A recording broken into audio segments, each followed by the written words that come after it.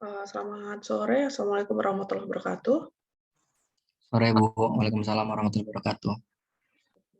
Terima kasih atas kehadirannya teman-teman. Jadi minggu ini masih online ya. Saya berhalangan hadir ke kelas, jadi kita online dulu. Materi minggu ini pembangunan kota berkelanjutan ya. Materinya sudah saya share di LMS, bisa teman-teman download. Oke.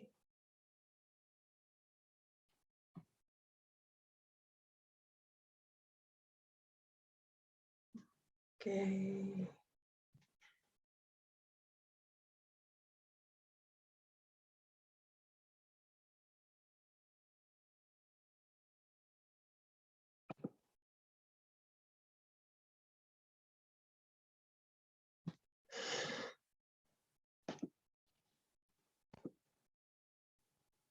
Oke, slide saya terlihat ya, full screen ya. Terlihat, Bu. Baik. Jadi beberapa hal yang kita pelajari di minggu ini ada urbanisasi, kemudian definisi kota berkelanjutan, syarat kota berkelanjutan, prinsip kota berkelanjutan, komponen kota berkelanjutan, kemudian indikator lingkungan kota. Sebenarnya kota berkelanjutan ini kan kemarin sudah sempat kita bahas sedikit ya, contoh kota berkelanjutan di Oregon, Amerika Serikat. Nah, sekarang kita bahas bagaimana sih membuat kota berkelanjutan, apa saja prinsip-prinsipnya dan komponennya. Oke, di grafik ini jadi masalah urbanisasi kan memang permasalahan yang ada di setiap kota ya, setiap negara ya, pasti ketika ada perkotaan berbondong-bondong masyarakat berurbanisasi atau berpindah dari desa ke kota. Nah, ini adalah world population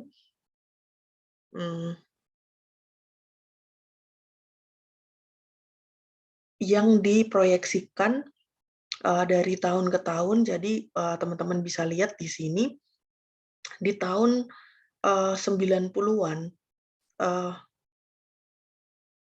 perkembangan daerah kota ini meningkat ya, sampai diprediksikan di 2050 pertumbuhan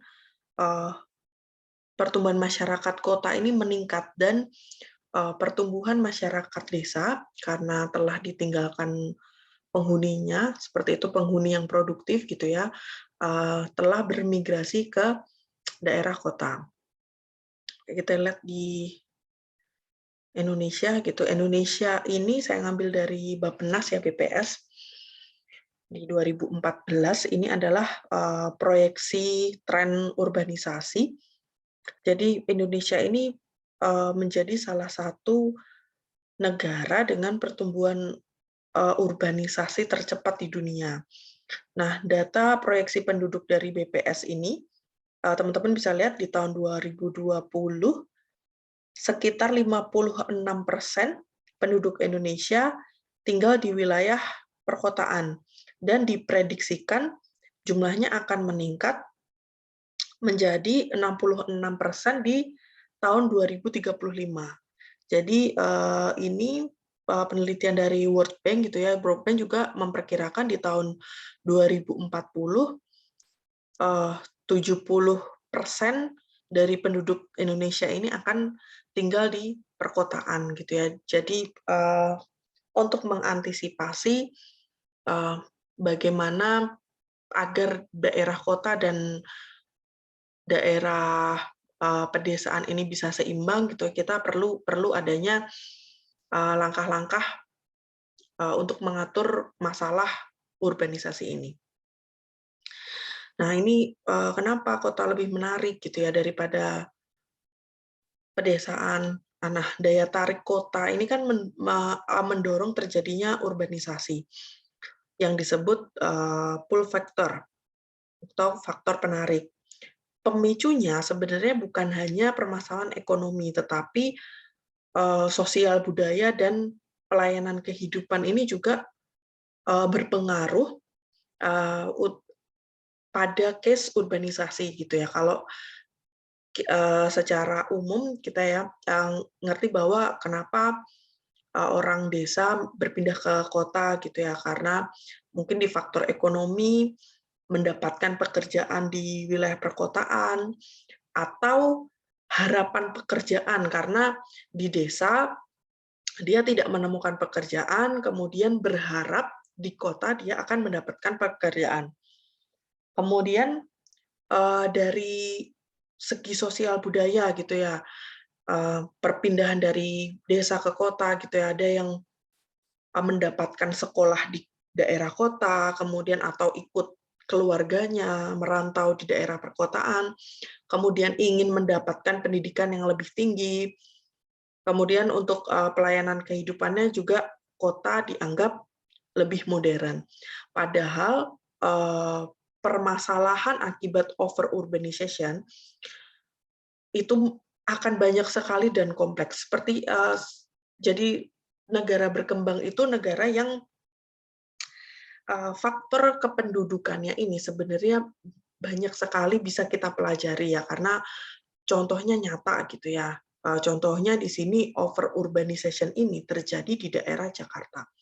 Kita lihat saja ya, Jakarta, Surabaya, Medan, kota-kota besar di Indonesia ini karena posisinya ini adalah Indonesia ini masih negara berkembang ya, jadi tidak merata untuk pembangunan perkotaannya itu tidak merata, sehingga masyarakat di desa ini cenderung ingin berpindah tempat ke perkotaan gitu.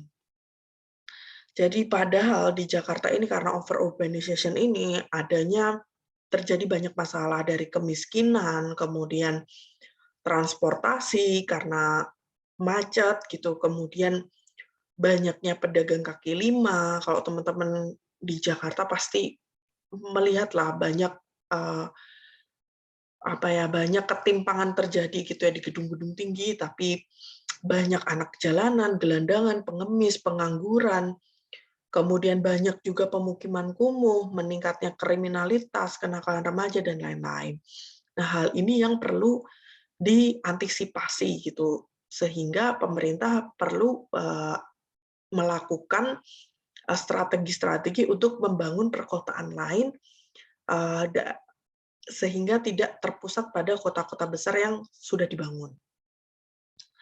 Oke, definisi kota sendiri diartikan sebagai suatu sistem jaringan kehidupan manusia yang ditandai dengan kepadatan yang tinggi dan diwarnai dengan strata sosial ekonomi yang heterogen, dengan coraknya yang materialistis, atau dapat pula diartikan sebagai benteng budaya yang ditimbun oleh unsur-unsur alami dan non-alami dengan gejala-gejala pemusatan penduduk yang cukup besar dengan corak kehidupan yang bersifat heterogen dan materialistis. Kemudian dalam Permendagri nomor 2 tahun 87 tentang pedoman penyusunan rencana kota, kota itu diartikan pemukiman dan kegiatan penduduk yang mempunyai batasan wilayah administrasi yang diatur dalam peraturan perundangan, serta pemukiman yang telah memperlihatkan watak dan ciri kehidupan perkotaan. Jadi perkotaan adalah suatu kumpulan pusat-pusat pemukiman yang berperan dalam suatu wilayah, pengembangan dan atau wilayah nasional sebagai simpul jasa. Nah, kota sendiri dilihat dari aspek fisiknya, mempunyai ciri-ciri. Yang pertama, tempat pemukiman penduduk yang merupakan satu kesatuan dengan luas, jumlah bangunan, kepadatan bangunan yang relatif tinggi daripada wilayah sekitarnya. Kemudian proporsi bangunan permanen lebih besar di tempat itu dari wilayah-wilayah sekitarnya. Kemudian mempunyai lebih banyak bangunan fasilitas sosial ekonomi seperti sekolah, poliklinik, pasar, toko, kantor pemerintah, dan lain-lain daripada wilayah sekitarnya. Dilihat dari aspek sosial ekonomi, ciri-ciri kota itu mempunyai jumlah penduduk yang relatif besar daripada wilayah sekitarnya. yang dalam kesatuan areal terbangun berjumlah sekurang-kurangnya 20.000 orang di Pulau Jawa, Madura, Bali, atau 10.000 orang di luar pulau-pulau tersebut. Kemudian mempunyai kepadatan penduduk yang lebih tinggi dari wilayah sekitarnya, mempunyai proporsi jumlah penduduk yang bekerja di sektor non-pertanian lebih tinggi daripada sekitarnya, mempunyai pusat kegiatan ekonomi yang menghubungkan kegiatan pertanian wilayah sekitarnya, dan tempat pemasaran atau processing bahan baku bagi kegiatan industri. Nah, karena banyaknya permasalahan yang timbul di area perkotaan, maka mulailah para ilmuwan di negara-negara yang meningkatkan kepedulian tentang lingkungan kota. Jadi sebelum permasalahan yang ada di Indonesia, sebelum saat ini kita rasakan, kita kan sekarang sedang merasakan besarnya urbanisasi atau ketimpangan kota di kota-kota besar ya. Sebelum ini terjadi di Indonesia, sebelumnya itu sudah terjadi di negara-negara maju lainnya, gitu seperti Eropa, Amerika. Nah, sebenarnya urbanisasi ini tidak hanya berdampak bagi kota besar yang menjadi tujuan, tetapi juga daerah yang ditinggalkan, penduduk produktifnya bermigrasi ke kota, daerah tersebut juga akan mengalami pertumbuhan ekonomi yang lambat karena penduduk usia produktifnya bekerja dan tinggal di kota, sehingga yang penduduk di desa ini lebih banyak adalah penduduk non-produktif atau lansia, anak-anak, kemudian cenderung wanita yang tidak berpenghasilan. Hal seperti itu tuh sudah dirasakan oleh negara-negara maju. Jadi di tahun 90-an itu, di tahun 70-an, nah, negara Eropa. Kemudian di 90-an kita bisa lihat di Asia itu ada Jepang gitu ya. Negara Jepang itu sempat beberapa kotanya itu, beberapa wilayahnya itu ditinggalkan atau terjadi over urbanization ke wilayah-wilayah pusat-pusat kota, sehingga di situ banyak lansia, penduduk tidak produktif. Nah, ini terjadi ketimpangan di beberapa wilayah seperti itu, sehingga muncullah kepedulian terkait dengan lingkungan kota. Dimulai dari Deklarasi Stockholm tahun 72, dunia sepakat untuk menjaga hubungan yang serasi antara manusia dan lingkungannya. Kemudian di tahun 90-an ada Commissioning of the European Communities menerbitkan Green Book on the Urban Environment. Kemudian masih di tahun 90-an gitu, Organization for Economic Cooperation and Development menerbitkan Environmental Policies for City in the 1919. Kemudian semakin berkembang konsep-konsep smart city yang sampai sekarang di-develop di Indonesia. Jadi di Indonesia sendiri sekarang sudah merencanakan menjadi kota smart city. Nanti kita bahas indikatornya apa saja. Kemudian seperti kita tahu ya, untuk direview gitu ya, pembangunan berkelanjutan ini memiliki 3 tujuan utama, dari economically valuable atau pembangunan ekonomi yang dinamis, kemudian sosial politik acceptable and culturally sensitive, pembangunan yang secara sosial politik dapat diterima dan peka terhadap aspek-aspek budaya itu sendiri, dan environmental friendly atau ramah lingkungan. Jadi konsep pembangunan berkelanjutan ini dirumuskan untuk mencegah atau mengurangi dampak dari pemekaran kota yang tidak struktur, sehingga pembangunan kota yang tidak terstruktur ini akan kota itu akan menjadi tidak efektif dan tidak efisien dalam melayani kehidupannya. Nah, 3 pilar ini, ekonomi, sosial, dan lingkungan, ini saling berhubungan ya. Di pertumbuhan ekonomi, sebuah pembangunan berkelanjutan ini menjaga pertumbuhan ekonomi agar sebuah kota itu stabil dengan sistem yang produktif dan menghemat sumber daya dan energi. Kemudian di sosial, keberlanjutan sosial, jadi menjamin keadilan sosial dan distribusi kekayaan dan pelayanan sosial. Kemudian di keberlanjutan lingkungan jangan sampai pembangunan yang dilakukan itu akan memberikan dampak terhadap lingkungan. Seperti kita tahu di kota-kota lama di Indonesia gitu ya, kayak Jakarta, kemudian Samarinda, itu salah satu contoh kota lama yang pemekarannya itu tidak struktur gitu ya. Kemudian dulu itu di Medan, daerah Sumatera, nah itu banyak sekali permasalahan lingkungan yang terjadi akibat ini gitu ya.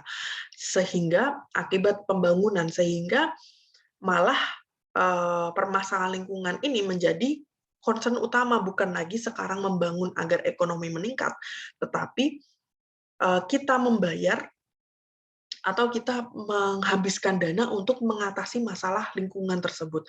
Sehingga di indikator pembangunan berkelanjutan ini, keberhasilannya itu tidak hanya bergantung di sektor ekonomi, tetapi di sektor sosial dan lingkungan. Perlu adanya peran dari pemerintah dan stakeholder untuk mencapai sebuah pembangunan berkelanjutan.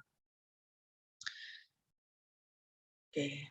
Nah, arti dari kota berkelanjutan ini sendiri serangkaian kegiatan guna meningkatkan kualitas kehidupan di sebuah kota, termasuk kualitas ekologi, budaya, politik, institusi, sosial, ekonomi, tanpa meninggalkan beban terhadap generasi yang mendatang, kemudian menyesuaikan dengan daya dukung dan daya tampung wilayah perkotaan.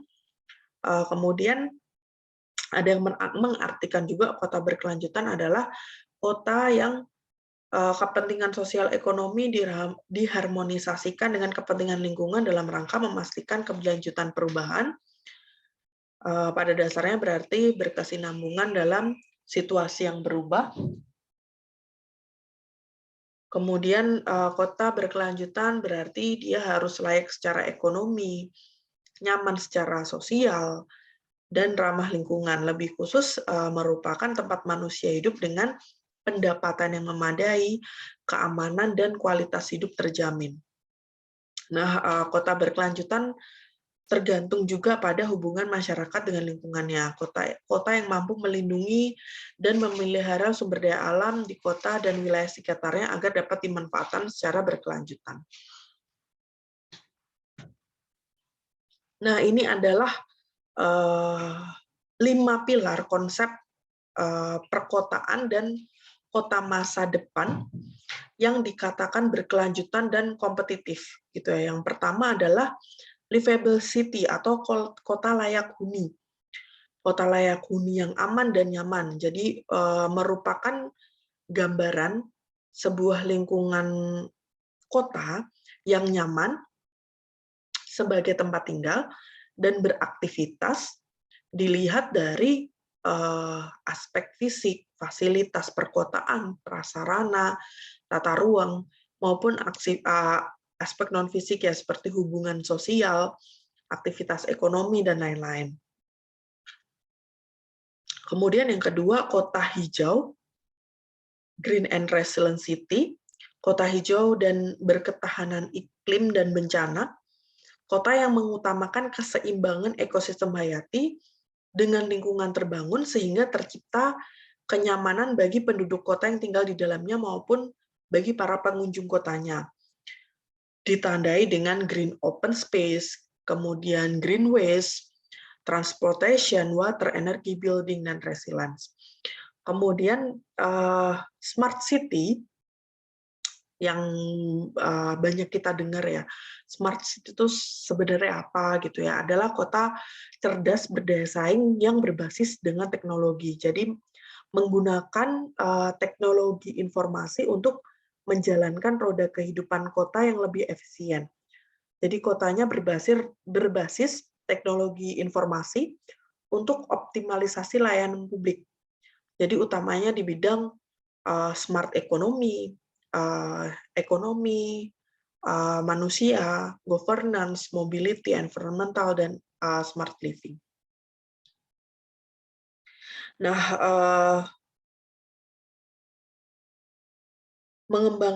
membangun kota ini tetap di antara tiga ini, membangun kota juga harus memiliki identitas perkotaan. Jadi berbasis karakter fisik, mempunyai keunggulan ekonomi, dan tetap mempertahankan budaya lokalnya. Nggak usah jauh-jauh ya, teman-teman kan sering banget ikut seminar tentang rencana pembangunan IKN. Nah, itulah kota yang ingin dibentuk. Kota yang livable city, green, smart, yang dibangun berdasarkan karakter fisik, memiliki keunggulan ekonomi, dan tetap mempertahankan budaya lokal. Kemudian kota itu juga mengembangkan keterkaitan dan manfaat antar kota. Jadi desa dan kota dalam sistem perkotaan nasional berbasis kewilayahan. Jadi tidak ditinggalkan, tidak ada gap antara daerah desa dan kota, sehingga kehidupannya ini akan saling mendukung. Itu. Nah, tujuan utama dari pembangunan berkelanjutan tentunya membuat kondisi kota semakin membaik, terhindar dari masalah-masalah yang saat ini sudah banyak kita pelajari ya di daerah-daerah kota yang lama. Seperti tadi yang sempat saya sebutkan di daerah Jakarta, itu banyak terjadi permasalahan lingkungan, kemudian kriminalitas tinggi, banyaknya pengemis, dan lain-lain. Nah, ini kota tanpa perencanaan yang baik, atau kota-kota lama yang tumbuh di Indonesia ini menjadi pedoman atau sebagai acuan pembangunan kota masa depan. Jangan sampai kita mengulangi kesalahan yang sama dalam membangun sebuah kota, termasuk prinsip-prinsip pembangunan atau pembangunan kota masa depan ini dimasukkan untuk menjadi dasar bagaimana kota masa depan itu terbangun dengan baik sesuai dengan impian kita, sustainable development tadi, sustainable development city. Nah, untuk mencapai 5 pilar perkotaan dan kota masa depan yang berkelanjutan dan kompetitif yang kita bahas tadi, Indonesia sendiri sudah memiliki roadmap pembangunan perkotaan nasional. Jadi pemerintah ini telah memiliki skema jangka panjang dari pembangunannya dimulai dari 2015, walaupun menurut kita ya sudah terlambat, tetapi untuk jangka panjangnya masih kita perbaiki. Toh di negara-negara maju yang kita lihat saat ini seperti Oregon, Jepang, kemudian Eropa, itu pun juga pernah mengalami seperti ini gitu loh. Sehingga kita perlu adanya roadmap atau rencana jangka panjang untuk target jangka panjang. Seluruh indikator kota cerdas, berdaya saing, dan berbasis teknologi agar dapat diwujudkan di Indonesia. Nah, targetnya diawali di tahun 2025.